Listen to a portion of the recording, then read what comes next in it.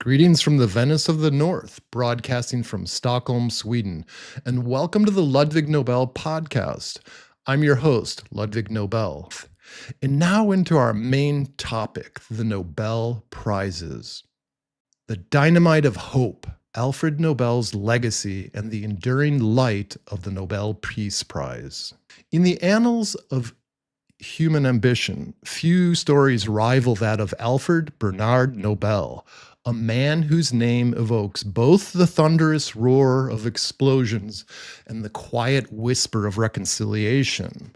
Born on October 21st, 1833 in Stockholm, Sweden, Nobel entered a world teetering on the brink of industrial revolution, his family's fortunes as volatile as the chemicals he would one day tame. The son of an inventor and engineer, Emmanuel Nobel, young Alfred grew up amid the echoes of bankruptcy and reinvention. His father, fleeing financial ruin, relocated to St. Petersburg, Russia in 1842, dragging the family into the frozen vastness of Russia 2 years later. There, amid the spires of Tsarist capital, Alfred's intellect ignited. By 17, he was fluent in 5 languages, Swedish and Russian, English, French, and German, and embarked on a grand tour of Europe and America, absorbing the alchemical secrets of the age. Nobel's path was paved with peril and paradox. In 1856, inspired by his chemistry mentor, Nikolai Zinin, he turned his gaze to nitroglycerin, a liquid explosive so unstable it seemed a demon bottled in glass. His early experiments were catastrophic. In 1864, an explosion at the family factory in Hellenborg claimed the lives of 5 people, including his younger brother Emil. Undeterred, Nobel patented nitroglycerin as an industrial explosive in 1863, and 2 years later invented the blasting cap detonator. But it was 1867 that crowned him a titan. Dynamite, his genius mixture of nitroglycerin absorbed into diatomaceous earth, transformed mining, construction, and tragically, warfare. Factories sprang up across Europe and America. By 1875, he unveiled blasting gelatin, and in 1877, ballistite, a smokeless propellant that armed nations from Sweden to the British Empire. Wealth flowed like the rivers his explosives would blast through, but so did infamy. Nobel, the bachelor philosopher who dabbled in poetry and corresponded with pacifists like Bertha von Suttner, became a symbol of destruction. His factories churned out the tools of the empire building and empire breaking, earning him whispers of merchant of death. This moniker crystallized in a cruel twist of fate on April 12, 1888. A French newspaper, Le Matin, published a premature obituary, not for Alfred, but for his older brother Ludvig, who had died in Cannes. In a journalistic blunder, the headline screamed, quote, "The merchant of death is dead," unquote. The subheading, Dr. Alfred Nobel, who became rich by finding ways to kill more people faster than ever before, died yesterday, unquote. Alfred, very much alive in Paris, read the words that would haunt and redeem him. In that moment of morbid reflection, he confronted the shadow of his legacy. What would the world say when he truly departed? The question gnawed at him, fueling a radical reinvention, not of chemistry, but of humanity's moral compass. The will that shook the world. By November 1895, Nobel had retreated to the Swedish-Norwegian Club in Paris, a neutral enclave for a man who straddled nations. There on the 27th, he penned his last will and testament, a document as explosive in idealism as dynamite was in its power. Handwritten in Swedish, The will bypassed his fractious family. His three brothers contested it bitterly. And Alfred, he directed the bulk of his fortune in that will, estimated at 31 million Swedish kroner, equivalent to about $250 million today, into a foundation. The interest would fund annual prizes to those who, during the preceding year, shall have conferred the greatest benefit to humankind. The categories were precise, born of Nobel's eclectic mind: physics, chemistry, physiology or medicine, literature, and most audaciously, peace. For the first four, the prizes would go to the Swedish Royal Academy of Sciences, the Karolinska Institute, and the Swedish Academy of Letters, respectively, with awards presented in Stockholm. But the Peace Prize? That honor fell to a committee appointed by the Norwegian Parliament to be bestowed in Oslo. Why Norway? Nobel, a Swedish subject in a union with Norway since 1814, admired the Norwegians' fierce independence and pacifist leanings. It was a nod to fraternity between nations, the very ideal he enshrined in the Peace Prize's mandate. Quote, "To the person who shall have done the most or the best work for fraternity between nations, for the abolition of reduction of standing armies, and for the holding and promotion of peace congresses." The will was no mere philanthropy. It was atonement.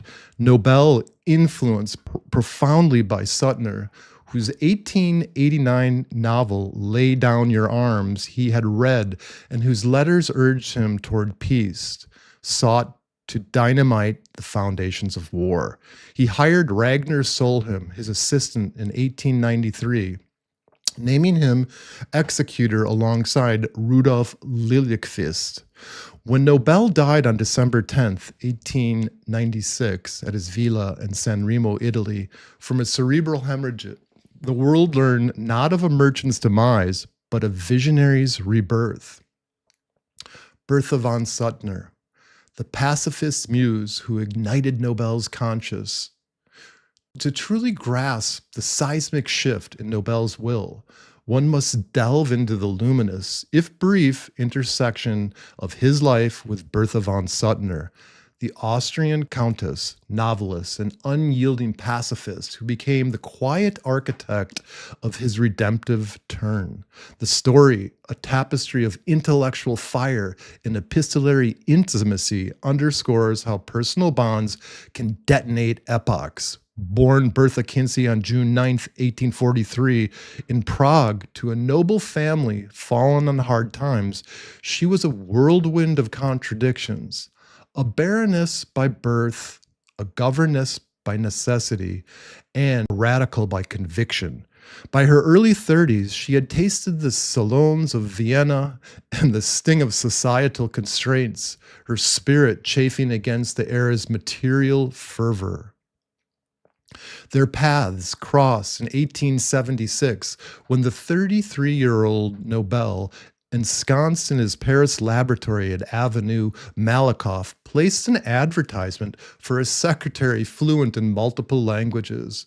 Bertha, then 33, and adrift after a broken engagement, answered the call. What began as a professional arrangement blossomed into something truly profound.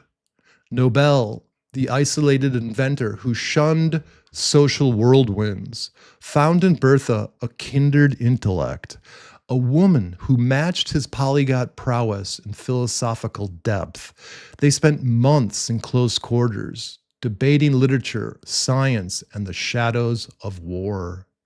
Nobel, ever the romantic dreamer beneath his dynamite, hardened exterior, proposed marriage to her during this time, envisioning a partnership of minds and hearts.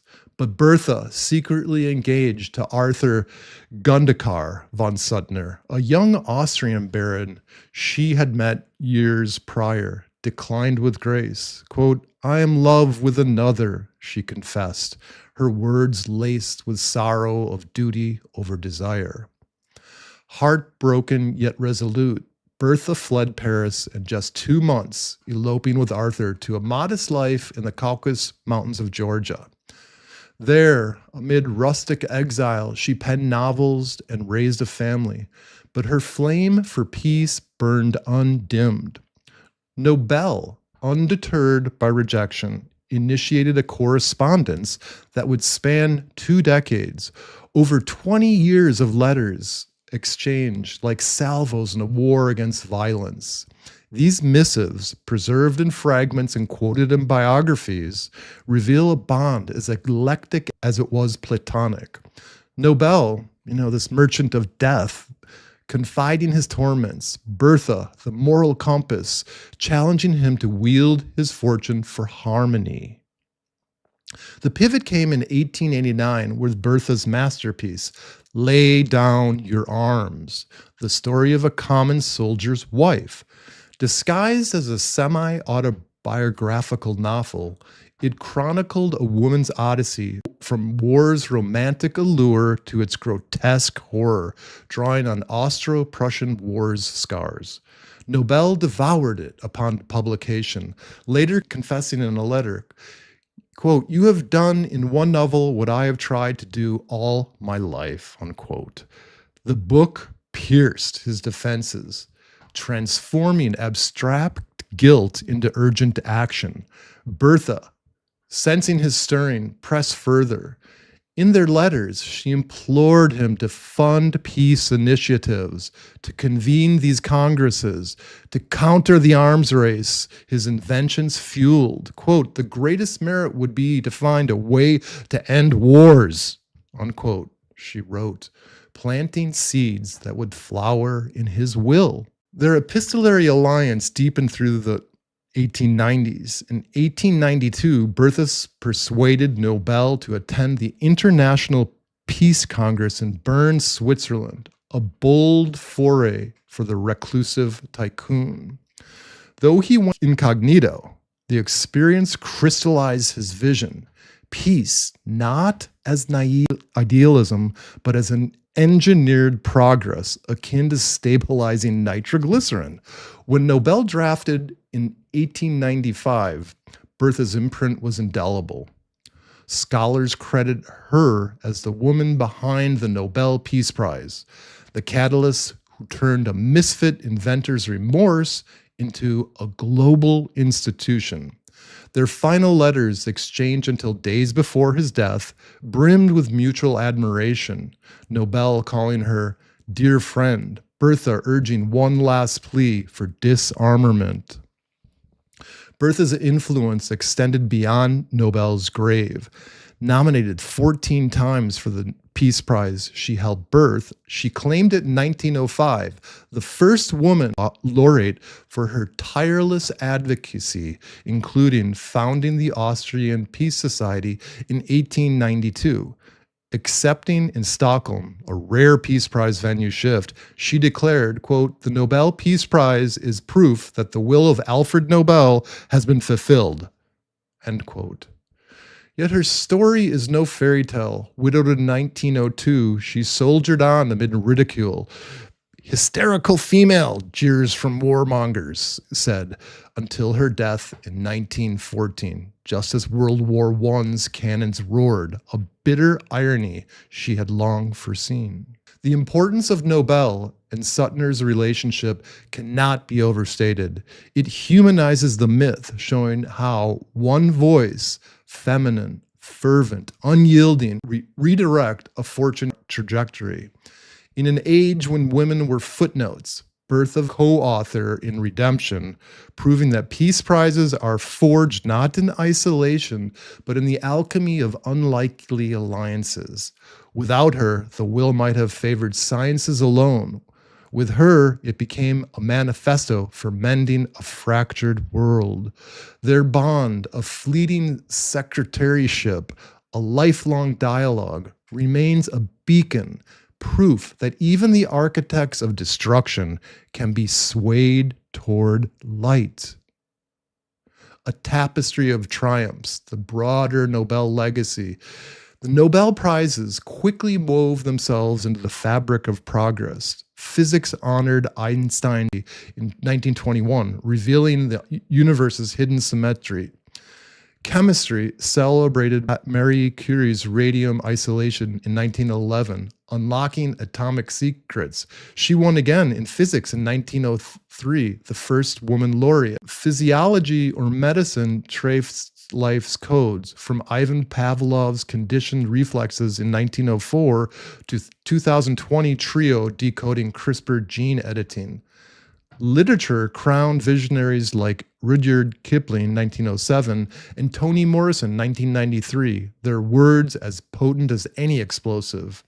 In 1968, Sweden's Riksbank endowed the Economic Sciences Prize, expanding Nobel's vision to the engines of society, honoring Amartya Sen's famine theories in 1998, or Esther Duflo's poverty alleviation in 2019. Over 625 laureates by 2025. These awards have not just recognized genius, they accelerated it. The Nobel Foundation's statutes ensure impartiality, nominations from qualified experts, secrecy for 50 years, no posthumous honors. Yet controversies simmer. From 1973 Literature Prize to Alexander Solzhenitsyn amid Soviets' ire, to whisper of gender bias only, 6% are women laureates, the prizes reflect humanity's flaws, even as they illuminate its heights. But amid this constellation, the Peace Prize burns brightest and most contentiously. It alone resides outside Sweden, a deliberate fracture to symbolize unity in division. Its Norwegian stewards, elected by the Storting, interpret Nobel's will with a political lens, awarding not just idealists, but actors on the world's stage. The fragile flame, the Nobel Peace Prize's turbulent odyssey from its inception. The Peace Prize has been a mirror to our better angels and baser instincts. Dunant and Passé set a tone of institutional velour, but the 1906 award to Theodore Roosevelt for mediating the Russo-Japanese War used realpolitik. Speak softly and carry a big stick, Teddy always said. The Rough Rider, he quipped. Yet his prize nodded to diplomacy's iron fist. World War I's shadow loomed. In 1919, Woodrow Wilson received it for the League of Nations, a covenant that crumbled under isolationism. The interwar years amplified the prize's prophetic edge. Jane Addams, 1931, co-founder of the Women's International League for Peace and Freedom, championed disarmament amid rising fascism. Karl von Ossietzky, 1935, a German pacifist journalist jailed by Nazis, won posthumously in spirit, prompting Hitler to ban Germans from accepting. The omission of Mahatma Gandhi stings eternally. Nominated 5 times, the apostle of nonviolence died in 1948 without the medal. A missed opportunity, lamented the Nobel Committee itself. Post-1945, the Cold War politicized the prize anew. The Quakers, 1947, and Albert Schweitzer, 1952, embodied moral witness, but awards to Lester B. Pearson, 1957, for Suez peacekeeping, and Rene Cassin, 1968, for the Universal Declaration of Human Rights, tangled ethics with geopolitics. Martin Luther King Jr.'s 1964 triumph, mere months after I Have a Dream elevated civil rights to global sanctity. His acceptance speech, a sermon on creative maladjustment to injustice. The 1970s and 80s courted controversy. Henry Kissinger, 1973, shared prize with Le Duc Tho, who declined. For Vietnam, ceasefires drew protests as the war's blood still stained the earth. Anwar Sadat, and Menachem Begin, 1978, for Camp David ignited Arab boycotts. Yet triumphs persisted. Mother Teresa, 1979, for Compassion's Quiet Revolution. Lech Walesa, 1983, for Solidarity's Velvet Defiance of Communism. Oscar Arias, 1987, for Central American Peace Accords. The post-Cold War era globalized the prize's gaze. Rigoberta Menchú, 1992, voiced indigenous struggles. Yasser Arafat, Shimon Peres, and Yitzhak Rabin, 1994, chased Middle East olive branches amid Oslo Accords' fragile hope. Nelson Mandela and F.W. de Klerk, 1993, dismantled apartheid's iron cage, their shared stage, a testament to reconciliation's alchemy. The International Campaign to Ban Landmines, 1997, and the Doctors Without Borders, 1999, honored grassroots heroism. The 21st century has thrust the prize into a tumult's heart. Al Gore and the IPC, 2007, warned of climate Armageddon. Barack Obama, 2009, elected just weeks prior, earned it for dialogue and nuclear reduction dreams, a nod so premature it sparked satire.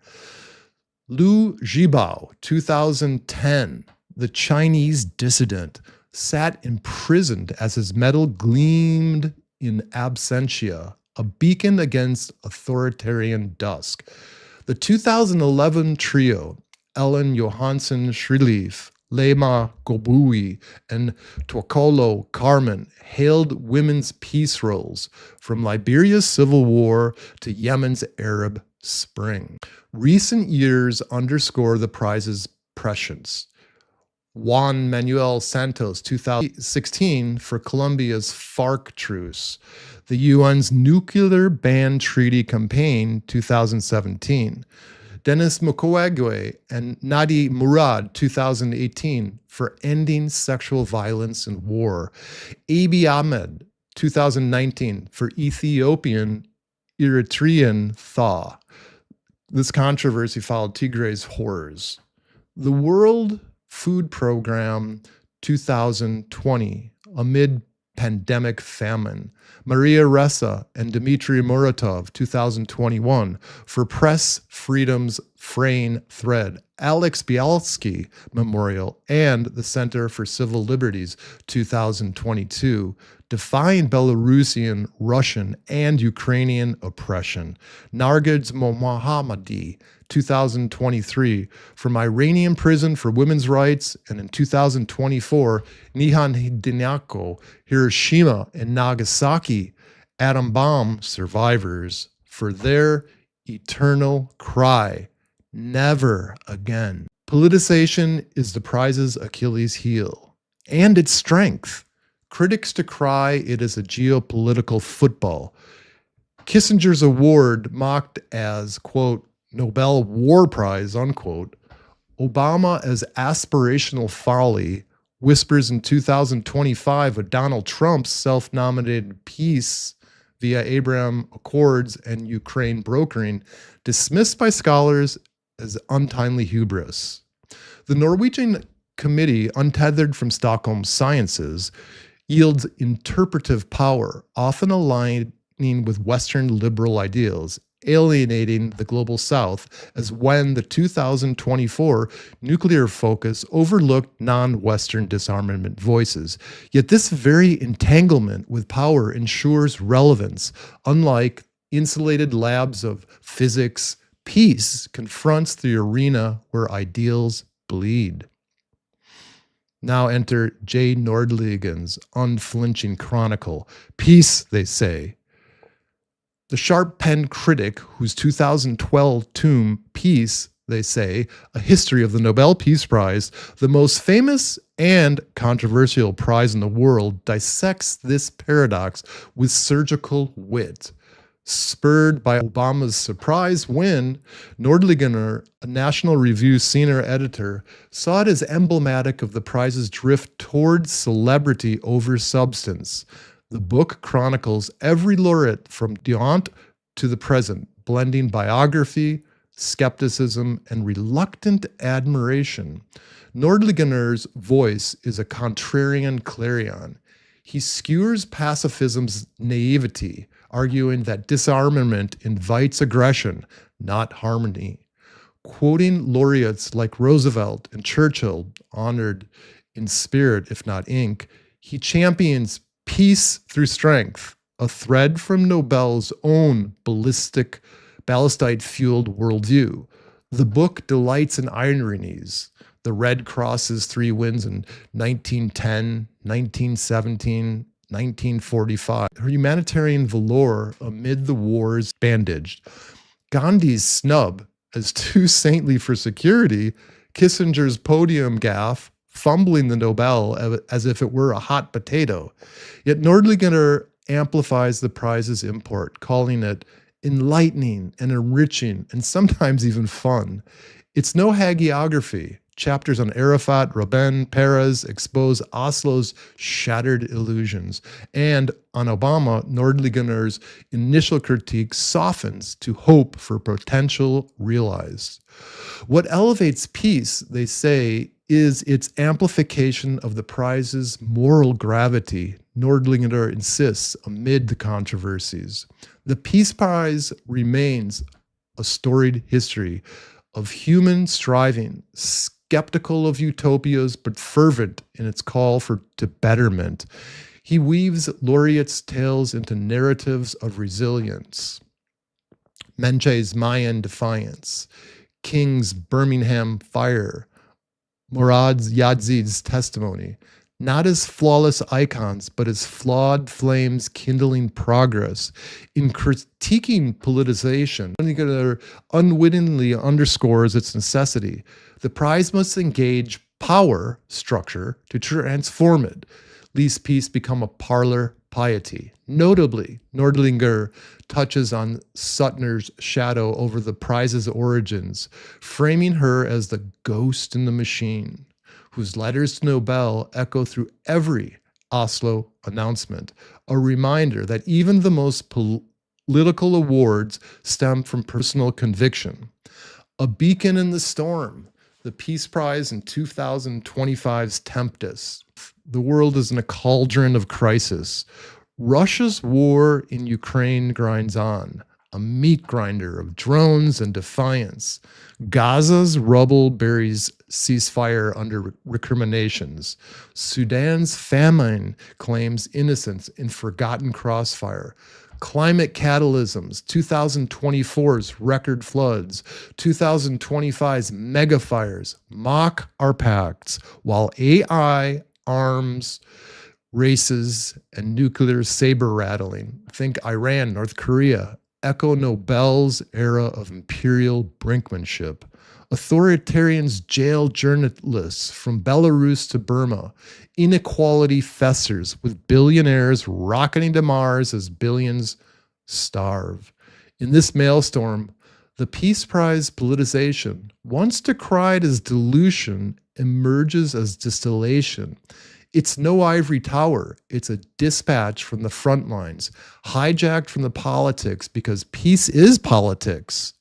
Trump's 2025 drumbeat for a Nobel, touting 7 wars ended, from Abraham Accords to phantom Ukraine deals, exposes the prize's vulnerability to vanity, yet the committee's likely rebuff reaffirms its integrity. The prize's controversies are its curriculum, teaching that peace isn't pacifist reverie, but gritty negotiation, where laureates like Santos, post-FARC betrayals, or Abiy, Tigray's tragedy, remind us of the backsliding sting. Herein lies hope's dynamite, amplified by Suttner's legacy, a woman who, from Georgian obscurity, bent the arc of history through words and will.